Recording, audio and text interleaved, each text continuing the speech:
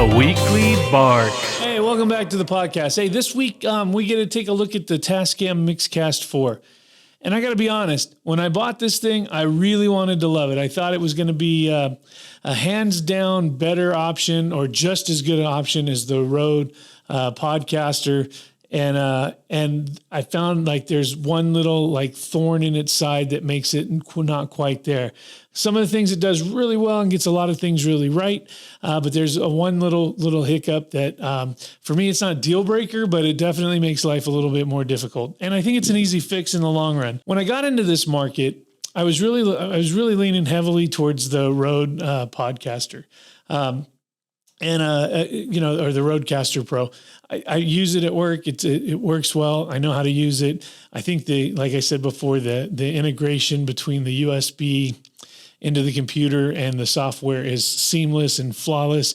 And so it really works out well for me. When I was looking at the Tascam, there's a couple of things that I really liked. One of the things I liked that the Tascam does that the Rodecaster doesn't is it's got the 1/4-inch inputs as well as the XLR. So you can use the XLR or the TRS input for all four of them. Both of them have independent headphones that can do that. One of the things the Tascam does is it's got a little talk button so you can talk to the people while it's not recording, and the Rodecaster doesn't. Both are able to pause a podcast in the middle, and then you can start over if you have to take a break or something. All of them have the same kind of independent channels. There's 4 channels, then plus the Bluetooth and the TRRS input, as well as a USB input. All that was really good. One of the things Tascam can do is it's got built-in effects like reverb and a pitch shifter, which is kind of fun to use. But for me, it's more of a gimmick, so it's not really like a deal breaker one way or the other. I don't really miss it in the Rodecaster. And if I want to add reverb, or if I want to do a pitch shift, or if I want to do any of that other stuff, I'll just throw it into a different DAW and then edit that part out later on. The Tascam comes with the same number of programmable little pads, so you can have all your pre-recorded sounds at a touch of a button. There's 8 banks of it, so you get 64 of those. And those are fun to play with and have them set up. You can do, the or whatever if somebody gets the wrong answer, or you can have, your intro music or outro music. We do a couple of podcasts where all of that's done really right into the machine. We hit the intro music, we get into the podcast, then we hit the outro music, then we fade it out. And then literally all I got to do is take the recording and kind of tweak it, maybe a little bit, cut off some of the beginning, some of the end, and it's ready to upload. With the Tascam Mixcast Pro 4, you get all that sort of stuff that you would expect from all the other things. The one place where I'm not loving it is the software, and yet it seems to be a much more sophisticated software in a sense, because when the software, like with the Rodecaster, you're not editing. It doesn't give you the editing function. You can log in. You can change the effects. You can on the fly and all that sort of stuff, which you can do with the Tascam software too. But the Tascam gives you channels for every input. So whether you're recording them or not, which is kind of a bummer. So then you got to go back and delete them all out. But it'll give you the 1 through 4. Plus, it'll give you the Bluetooth, the TRRS, and a USB track, whether you needed it or not. And so then you can go back and tweak and delete them out and then mix it down. I did have a podcast that was over an hour the other night, and the software froze on me, and I'm not sure why that was. And hopefully it's a glitch and I can work that out.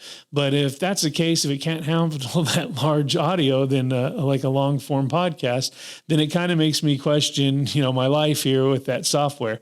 And I got to see, and maybe if let me know in the comments below, is there a workaround to where I can just take the WAV file straight out of the Tascam into, like, say, Logic or Audition or any of these other ones? Because if that's the case, then I may just bypass the software in the Tascam software. But it appears to me that the only way you can get them to talk to your computer that way is you have to go through the Tascam software to do that, which is kind of a bummer. Again, when it froze, when it froze on me, it didn't freeze the whole computer. It wouldn't allow me to play back the audio. It wouldn't allow me to adjust any of the effects.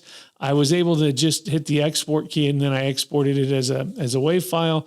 And then once it was exported as a WAV file, I was able to put it into Logic and then tweak it from there. And again, because I have all my kind of presets set up in the machine ahead of time, there's not a whole lot of tweaking that I need to do coming out of the machine, whether it's the Tascam Mixcast 4 or the Rode Podcaster. Both of them, I have them pretty well dialed in.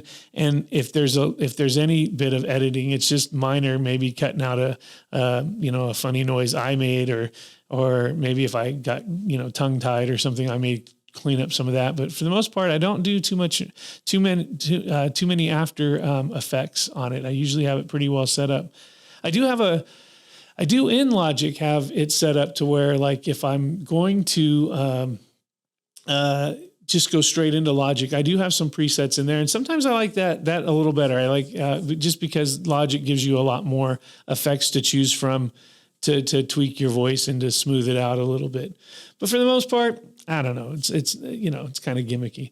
So the reason why I ended up with the Tascam over the Rode is because on Musician's Friend, they have this stupid deal of the day, and they had it for a pretty good mark off. I think they normally go for $5.99 or $5.49, and it was in the $400 range when I picked it up on the stupid deal of the day, and I can't remember exactly what it was. But that's if you don't pay attention to the stupid deal of the day on Musician's Friend, like I never did, it was weird that was the one day that I happened to log on and look, and I just happened to be in the market for that, or maybe that's the Google algorithm, hammering me directly.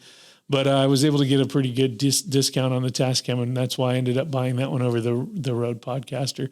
But either one of those machines, you're going to do fine.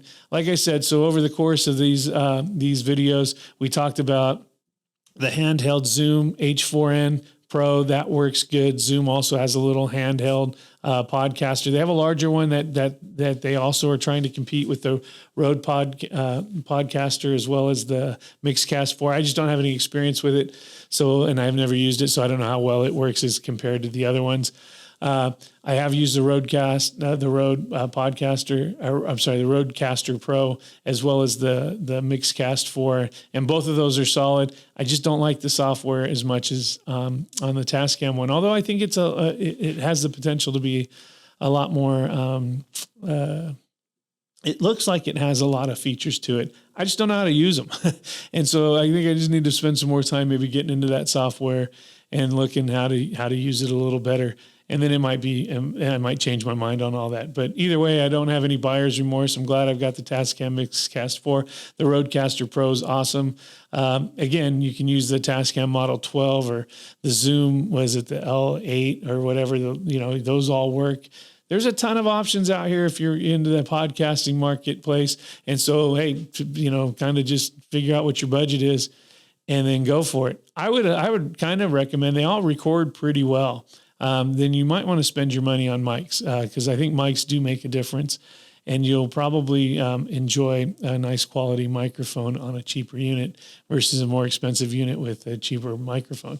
So, and if money's no object, by all means, get the best of the best, the creme de la creme.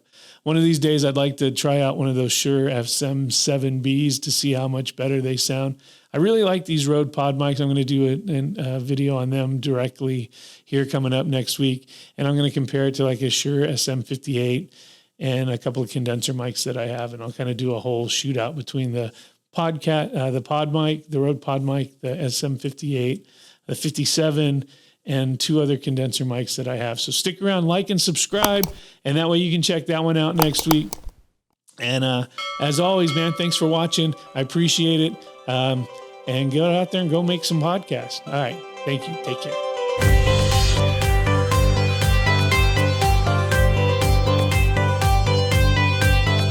The Weekly Bark.